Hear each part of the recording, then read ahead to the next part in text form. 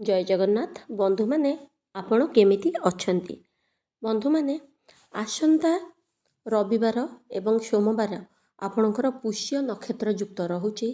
पुष्य नक्षत्र आपणकर रविवार ठू आरंभ करी सोमवार पर्यंत रहुची। बहुत जन आपण माने जानिथिबे पुष्य नक्षत्र रे जेकोसी कार्य करंती सेथिरे सफलता मिली थाए। पुष्य नक्षत्र युक्त जेकोसी शुभ कार्य बा जेकोसी रिचुअल्स बा जेकोसी मानसिक जेकोसी रिमेडी बा प्रतिकार आपण करते तार उपकार बा तार रिजल्ट आपण को 10 गुण अधिक मिली थाए।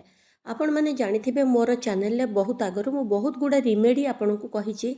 विवाह को नेकी लव मैरिज को नेकी पाठ पढ़ा को नेकी इंटरव्यू को नेकी कली झगड़ा को नेकी तेबे एई सबु रिमेडी आपण देखि परिबे।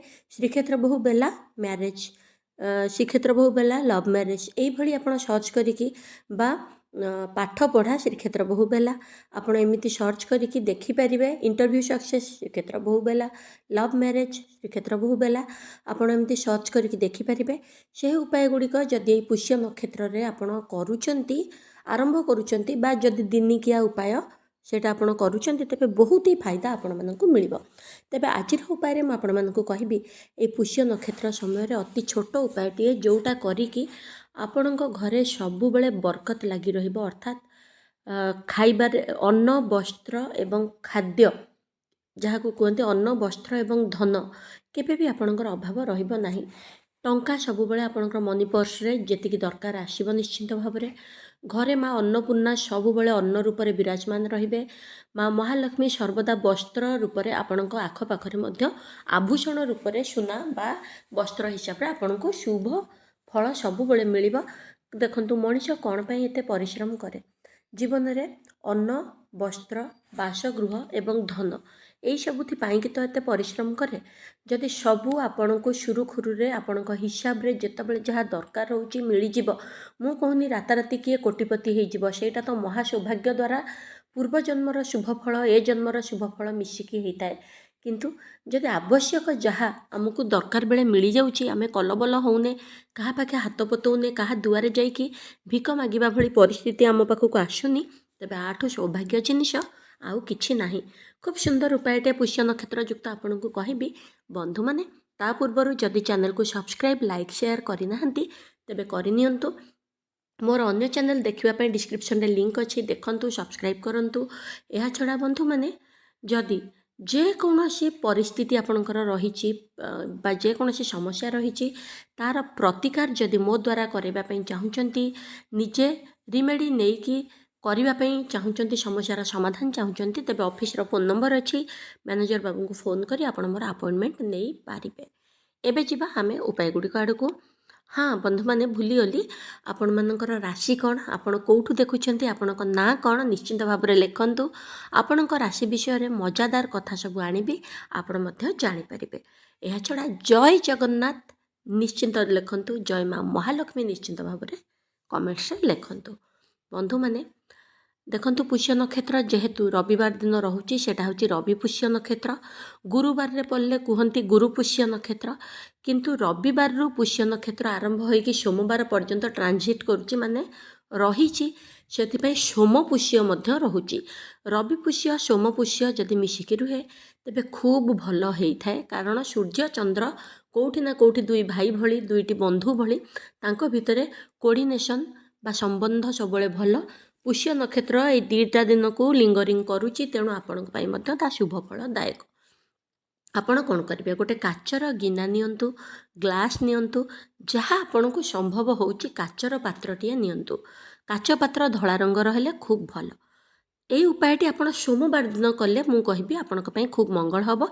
सोमवार दिन सकाळ समय रे करंतु चेष्टा करंतु सकाळ 8टा पूर्वरु करिबा पई 6टा रु नेकी 8टा भितर आपण करंतु आपण पई खूब भल हब। नचेत आपण केतबेले भी करंतु किंतु खरा बेला पूर्वरु आपण सकाळ समय ही दिन 10टा भितर भी करंतु 8टा भितर कले किंतु बहुत भल। तेबे आपण काचर गोटे पात्र नियंतु ता देहरे किछि कॉइन 5 टंकिया हो 10 टंकिया हो 2 टंकिया हो आपण को जेतकी सुविधा किछि कॉइन आपण ता भितर पकई दियंतु। ता ऊपर किछि अरुआ चाउल आपण जेतिकी मुठे 2 मुठा जेतिकी संभव आपण अरुआ चाउल भर्ती कर दियंतु। କରିକି ସେଇଟା ଠାକୁର ଘରେ ରଖନ୍ତୁ। ଧୂପ ଦୀପ ଭୋଗ ଫୁଲ ଠାକୁର ଘରେ ଯେମିତି ଆପଣ ପଞ୍ଚ ଉପଚାର ପୂଜା କରୁଛନ୍ତି ସେମିତି ସବୁ କରନ୍ତୁ।